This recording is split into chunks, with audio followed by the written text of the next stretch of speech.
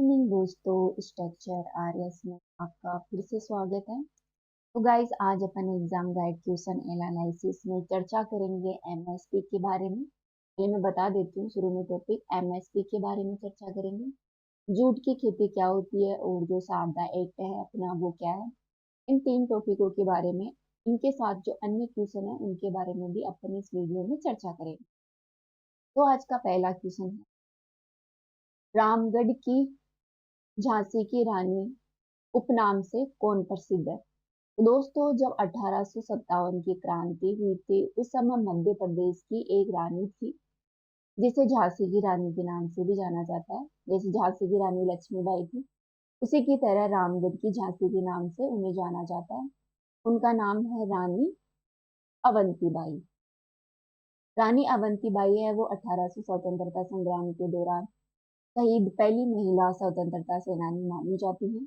ठीक है, अगला क्वेश्चन है अपना, शारदा अधिनियम क्या है। तो दोस्तों, शारदा अधिनियम है वो अंग्रेजों के द्वारा 1929 में पारित किया गया था। तो बताइए ये कोर्स से जुड़ा हुआ है, अस्पृश्यता, विधवा विवाह, विवाह की उम्र से जुड़ा हुआ या फिर सती प्रथा से जुड़ा हुआ ये अधिनियम है। तो दोस्तों, यह अधिनियम है वो विवाह की आयु डिसाइड करता है। गर्ल्स और बॉय हैं उनकी आयु को डिसाइड करने के लिए शारदा अधिनियम लाया गया था। इस शारदा अधिनियम के बारे में बात की जाए तो दोस्तों, बाल विवाह प्रतिबंध अधिनियम 1929, इसे 28 सितंबर 1929 को imperial legislative council of India के द्वारा पारित किया गया था। ठीक है, तब 28 सितंबर 1929 को।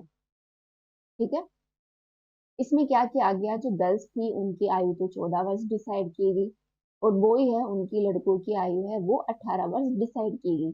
जिसमें गाइस बाद में इसे बढ़ाकर लड़कियों की आयु तो 18 वर्ष कर दी और लड़कों की आयु है वो 21 वर्ष कर दी गई। तो वर्तमान में जो शादी की आयु है वो लड़कियों की 18 वर्ष है और लड़कों की 21 वर्ष कानून के हिसाब से डिसाइड है।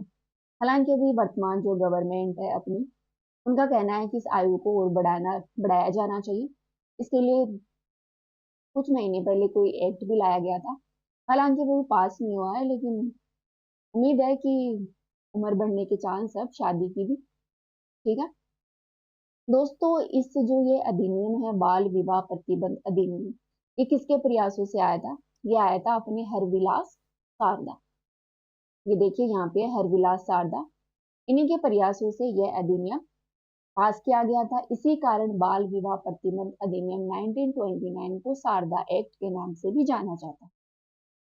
दोस्तों, यह अधिनियम 6 महीने बाद में 1 अप्रैल 1930 को लागू किया गया था। ठीक है, आया था 1929 में, लागू किया गया था 1930 में।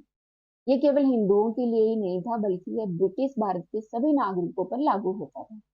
ठीक है, उस समय जो ब्रिटिश भारत थे उस दौरान सभी जो नागरिक थे उन पर सब पर लागू होता था। जो भी जाति धर्म के लोग यहाँ पे रहते थे भारत में, उन सब पर लागू था। इस तरह गाइस ये अधिनियम है वो सामाजिक सुधार आंदोलन का एक महत्वपूर्ण परिणाम माना जाता है। ठीक है, नेक्स्ट क्वेश्चन है, निम्नलिखित में से कौन सा जीवाणु दही जमाने के लिए जिम्मेदार है। तो गाइस बताइए कौन सा जीवाणु है वो दही जमाने के लिए जिम्मेदार होता है। आपके पास ऑप्शन है, एसिटोबैक्टर, पेरामीशियम, ये क्या है, ल्यूको, नोस्टोक और लेक्टोबेसिलस। दोस्तों, लेक्टोबेसिलस ये जो बैक्टीरिया होता है, जीवाणु होता है, इसके द्वारा दही है वो जम जाता है। ठीक है, दूध से जो दही बनता है वो लेक्टोबेसिलस जीवाणु के कारण बनता है। ध्यान रखना, it is very important question. अगला क्वेश्चन है अपना, प्रधानमंत्री नरेंद्र मोदी द्वारा जल जीवन मिशन है गाइस वो कब से शुरू किया गया था। तो गाइस जल जीवन मिशन है वो 2019 में शुरू किया गया था और 2024 तक इसे शुरू किया गया था। वो भी अपनी जल शक्ति जो मंत्रालय है उसके तहत इसे शुरू किया गया था। ठीक है, जल जीवन मिशन के बारे में अपन विस्तार से चर्चा करें तो देखते हैं, इसे 2019 में शुरू किया गया था और यह 2024 तक इसे क्रियान्वित किया गया। इसमें क्या किया गया, जो घरेलू जल कनेक्शन है उनके माध्यम से जो प्रत्येक ग्रामीण परिवार के जो व्यक्ति हैं, प्रति व्यक्ति आदमी को 55 लीटर जल की आपूर्ति प्रोवाइड करवानी है। ठीक है, पिता एक ग्रामीण परिवार है, ग्रामीण परिवार का जो प्रति व्यक्ति है उसे 55 लीटर जल प्रोवाइड करवाना इसका टारगेट है। यह मिशन है वो जल शक्ति मंत्रालय के द्वारा संचालित किया जा रहा है। दोस्तों, जल जीवन मिशन का लक्ष्य है जल आपूर्ति प्रणालियों तथा जल कनेक्शन और जल गुणवत्ता निगरानी, साथ ही परीक्षण के साथ साथ सतत कृषि की जो कार्य क्षमता है उसे भी सुनिश्चित करना है। साथ ही यह संरक्षित जल के संयुक्त उपयोग को सुनिश्चित करता है। इसके साथ ही यह पेयजल के स्रोत में वृद्धि के लिए उपयोगी है। पेयजल आपूर्ति प्रणाली, साथ ही जो ग्रे वाटर जल उपचार है और पुनः उपयोग के लिए भी ये जो विभिन्न क्षेत्र है उनको सुनिश्चित करता है, ताकि जल का महत्वपूर्ण रूप से उपयोग किया जा सके हर कैटेगरी में। इस अधिनियम की विशेषताओं के बारे में बात करें दोस्तों, जल जीवन मिशन स्थानीय स्तर पर जल की एकीकृत मांग और आपूर्ति पक्ष प्रबंधन पर ध्यान केंद्रित करता है। साथ ही वर्षा जल संचयन, भूजल पुनर्भरण और पुनः उपयोग के लिए घरेलू अपशिष्ट जल के प्रबंधन जैसी अनिवार्य तत्वों के रूप में स्रोत सतत उपायों हेतु स्थानीय जो बुनियादी ढांचा है उसका निर्माण करता है। साथ ही अन्य सरकारी कार्यक्रम और योजनाओं के अभिसरण में यह महत्वपूर्ण योगदान देता है। दोस्तों, यह मिशन जल के सामुदायिक दृष्टिकोण पर आधारित है। जल पर सभी का अधिकार है। मिशन के प्रमुख घटकों को व्यापक रूप से सूचना, शिक्षा और संचार आदि इसमें शामिल किए गए हैं। इस मिशन के क्रियान्वयन के बारे में बात करें तो जल समितियां ग्राम जल आपूर्ति प्रणाली की योजना, क्रियान्वयन, प्रबंधन, संचालन आदि का रखरखाव करती है। कौन करती है? जल समितियां विभिन्न का रखरखाव करती हैं। इन जल समितियों में गाइस 10 से 15 सदस्य होते हैं, जिनमें से 50% सदस्य हैं वो महिला सदस्य हैं। साथ ही स्वयं सहायता समूह के अन्य सदस्य, मान्यता प्राप्त सामाजिक स्वास्थ्य कार्यकर्ता जैसे आशा कार्यकर्ता, आंगनवाड़ी कार्यकर्ता, शिक्षक आदि जो सदस्य हैं वो इनका 50% सदस्य इन्हीं में से होते हैं। ठीक है दोस्तों, जल समितियां सभी उपलब्ध ग्राम संसाधनों को मिलाकर एक बारगी ग्राम कार्य योजना तैयार करती है। इस कार्य योजना को लागू करने से पहले किसी भी गांव की जो ग्राम सभा है उसे अनुमोदन करना जरूरी होता है। ठीक है, जैसे कि मान लो एग्जाम्पल के लिए ए नाम का कोई गांव है, तो यहाँ पर जल जीवन मिशन को लागू करने के लिए जल समिति के जो सदस्य हैं उनके द्वारा जो योजना तैयार की जाती है गांव के स्तर पर, इस ए नामक गांव में लागू करने के लिए यहाँ की जो ग्राम सभा है उसके अनुमोदन की यहाँ पर आवश्यकता होती है। ठीक है, इसके वित्त पोषण की बात करें, फंडिंग की बात करें तो गाइस जो हिमालय क्षेत्र के जो राज्य हैं, साथ ही जो उत्तरी पूर्वी नॉर्थ ईस्ट के जो राज्य हैं, वहां पर केंद्र और राज्यों में 90-10 का अनुपात है। ठीक है, कहने का मतलब है कि यहाँ पर 90 रुपए है वो केंद्र सरकार देगी, 10 रुपए है वो राज्य सरकार देगी। ठीक है, तथा जो अन्य राज्य है वहां पर 50-50 का अनुपात है। एग्जाम्पल के लिए राजस्थान में 50, मान लो 100 रुपए लगते हैं जल जीवन मिशन में, तो 50 रुपए है वो राज्य सरकार खर्च करेगी और 50 रुपए है वो सेंट्रल गवर्नमेंट खर्च करेगी। भाई केंद्र शासित प्रदेश है वहां पर 100%, 100% केंद्र सरकार खर्च करेगी, क्योंकि केंद्र सरकार है वो ही जो केंद्र शासित प्रदेश है वहां पर अपना उसी के अंडर केंद्र शासित प्रदेश होते हैं। ठीक है, इस तरह आप कह सकते हैं कि यह योजना है एक सेंटर केंद्र प्रायोजित योजना है। अगला क्वेश्चन है अपना,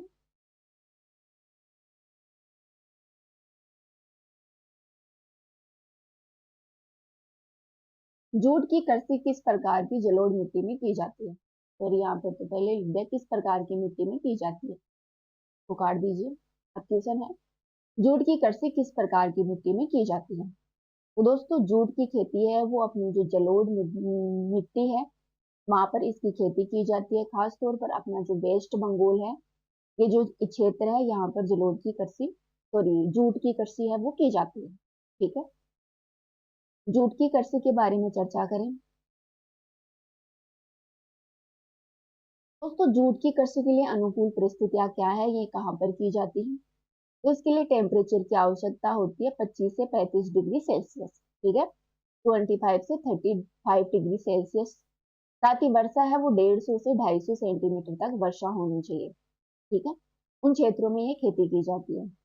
मिट्टी का प्रकार कैसा होना चाहिए? अच्छी जल निकासी वाली जलोढ़ मिट्टी होनी चाहिए। दोस्तों जूट का उपयोग है वो जूट की थैली, जैसे कि एग्जाम्पल के लिए अपन चीनी की जो बोरी भरते हैं, साथ ही गेहूं की बोरी तो आपने देखी होगी। तो गेहूं की जो बोरी होती है गाइस वो जूट की बनी हुई होती है।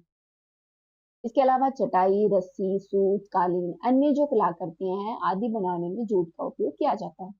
ये आप क्षेत्र देख सकते हैं, वेस्ट बंगाल हो गया, असम हो गया, अपना बिहार हो गया, ये अपना उड़ीसा हो गया, आंध्र प्रदेश हो गया। इन क्षेत्रों में जूट की खेती की जाती है इंडिया में। ठीक है। इसके उत्पादन के बारे में बात करें तो भारत जूट का सबसे बड़ा उत्पादक है। इसके बाद बांग्लादेश और चीन का स्थान आता है। ठीक है। इसका उत्पादन मुख्य रूप से पूर्वी भारत में जो गंगा और ब्रह्मपुत्र का डेल्टा है, जहाँ पर समृद्ध जलोढ़ मिट्टी पाई जाती है, वहां पर मुख्य रूप से होता है। प्रमुख जूट उत्पादक राज्यों के बारे में बात करें तो गाइस वेस्ट बंगाल, बिहार, उड़ीसा, असम, आंध्र प्रदेश, मेघालय, त्रिपुरा आदि ये प्रमुख क्षेत्र है जहां पर जूट का उत्पादन किया जाता है। ध्यान रखना जूट को गोल्डन फाइबर भी कहते हैं। पूछ लिया जाए कि गोल्डन फाइबर कौन सी फसल को कहते हैं, तो वो कहते हैं जूट को। ठीक है। दोस्तों क्या था कि आजादी से पहले जो बांग्लादेश का क्षेत्र था वो इंडिया के अंदर ही था, जिसके कारण जूट में भारत है वो सबसे आगे था, बहुत ही ज्यादा उत्पादन होता था। लेकिन स्वतंत्रता के बाद क्या हुआ कि जो जूट के उत्पादन क्षेत्र थे वो मोस्टली बांग्लादेश में चले गए। ठीक है। वहीं जो जूट उत्पादन की मंडियां थी वो भारत में रह गई, इस कारण थोड़ा सा इफेक्ट पड़ा है जूट के उत्पादन पर। अगला क्वेश्चन है एमएसपी न्यूनतम समर्थन मूल्य क्या है। तो गाइस एमएसपी के बारे में बात की जाए तो एमएसपी वह दर होती है जिस पर सरकार के द्वारा किसानों से फसल खरीदी जाती है और यह किसानों की उत्पादन लागत से कम 1.5 गुना अधिक होती है। ठीक है। क्या करती है, दे एग्जाम्पल के लिए रमेश नामक एक किसान है। इस किसान पर किस कीमत पर सरकार है वो किस रमेश से गेहूं खरीदेगी। मान लीजिए गेहूं खरीदना है सरकार को, तो किस कीमत पर सरकार है वो रमेश से गेहूं खरीदेगी, वही एमएसपी होती है जो कि सरकार के द्वारा डिसाइड की जाती है। एमएसपी के तहत विभिन्न फसलों के बारे में देखा जाए तो गाइस अपना जो कृषि लागत मूल्य आयोग है, इसके द्वारा 22 फसलों पर एमएसपी है वो डिसाइड की जाती है। साथ ही गन्ने पर एफआरपी उचित मूल्यांकन लाभकारी मूल्य है उसकी सिफारिश करता है कृषि लागत मूल्य आयोग। ठीक है। पूछ लिया जाता है एग्जाम में कि कृषि लागत मूल्य आयोग मतलब एमएसपी कौन डिसाइड करता है, किसकी सिफारिश उसे की जाती है, तो वो है अपना कृषि लागत मूल्य आयोग। ठीक है। जो कि अपने कृषि लागत मूल्य आयोग है वो कृषि व किसान कल्याण मंत्रालय के तहत आता है। ठीक है। ये भी ध्यान रखना कि गन्ने के लिए एमएसपी नहीं होती है, गन्ने के लिए होती है एफआरपी, मतलब उचित लाभकारी मूल्य। ठीक है। दोस्तों एमएसपी है वो टोटल 22 फसलों पर दी जाती है। ठीक है। जिसमें से 14 फसल है वो खरीफ की फसल है, 6 फसल है वो रबी की फसल है, साथ ही 2 फसलें हैं वो अन्य वाणिज्यिक फसलें इसमें शामिल है। इस तरह टोटल इसमें 22 फसल शामिल है। ध्यान रखना 14 रबी खरीफ की फसल है, 6 रबी की फसल है और 2 वाणिज्यिक फसलें हैं। इसके अलावा लाही नारियल के लिए एमएसपी मूल्यों का निर्धारण करने से सरसों सूखे नारियल के एमएसपी मूल्य के आधार पर किया जाता है। एमएसपी सिफारिश संबंधी कारकों के बारे में बात की जाए तो गाइस किसी भी फसल के लिए एमएसपी की सिफारिश करते समय कृषि लागत मूल्य आयोग है उसके द्वारा कृषि लागत समेत विभिन्न कारकों पर विचार किया जाता है। जैसे कि फसल के लिए आपूर्ति और मांग की स्थिति क्या है, बाजार मूल्य प्रवृत्तियां कैसी हैं। बाजार मूल्य प्रवृत्तियां हैं गाइस वो वैश्विक स्तर पर और घरेलू स्तर पर दोनों पर देखी जाती है। साथ ही उपभोक्ता की सोच क्या है, एग्जाम्पल के लिए मुद्रास्फीति, महंगाई कितनी कुछ है मार्केट में, पर्यावरण कैसा है, एनवायरमेंट में मिट्टी देखी जाती है तथा पानी की उपयोगिता देखी जाती है, कितना पानी कुछ यूज किया जाता है। साथ ही कृषि और गैर कृषि क्षेत्रों के बीच व्यापार की शर्तें क्या क्या है आदि कारकों पर विचार करने के बाद में एमएसपी है वो डिसाइड की जाती है कृषि लागत मूल्य आयोग के द्वारा। ठीक है।